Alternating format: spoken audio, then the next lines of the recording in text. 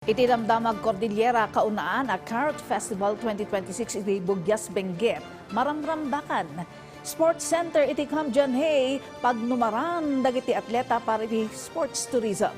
Kanayunan na detalye iti report ni Angel Kim Pengosro. Iti Benguet, mawawis ti publiko ang makipasot iti kaunaan a Carrot Festival 2026 iti Bugyas nga aglepas inton March 8. Adda dayto iti tema a Cultivating Sustainable Future, Sowing Innovations, Honoring Heritage. Panggap deto'y amay pakita dagiti kontribusyon dagiti mannalon, local talents, cultural traditions, kandad dumapay. Nabukol ti Carrot Festival tapno mabigbig ti Bugyas amay saka dagiti major producers iti highland vegetables, particular ti carrots. Formal anay sayang kati groundbreaking ceremony para iti may pasdak at Janhay Sports Center, iti Kamjanhay, Baguio City. Sigon iti Philippine Sports Commission, agserbi deto'y a high-altitude regional training center para kadagiti atleta, manipod Cordillera kan Northern Luzon, tapno mapapigsa ti grassroots development.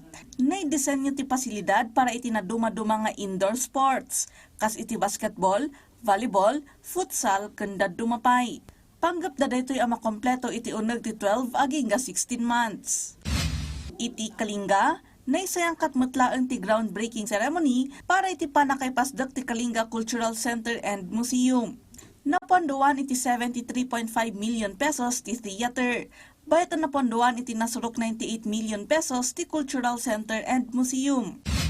Kabayatan na, dinayaw ni Mayor Darwin Estraniero dagiti atleta ang nakipasot iti salisal, iti kalupas a karaamit a naangay iti La Trinidad.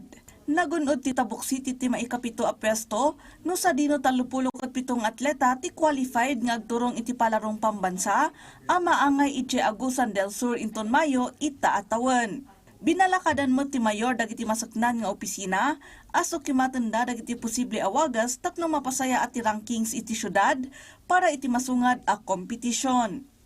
Angel Kim Pengosro para iti Pambansang TV, iti Baro, a Pilipinas.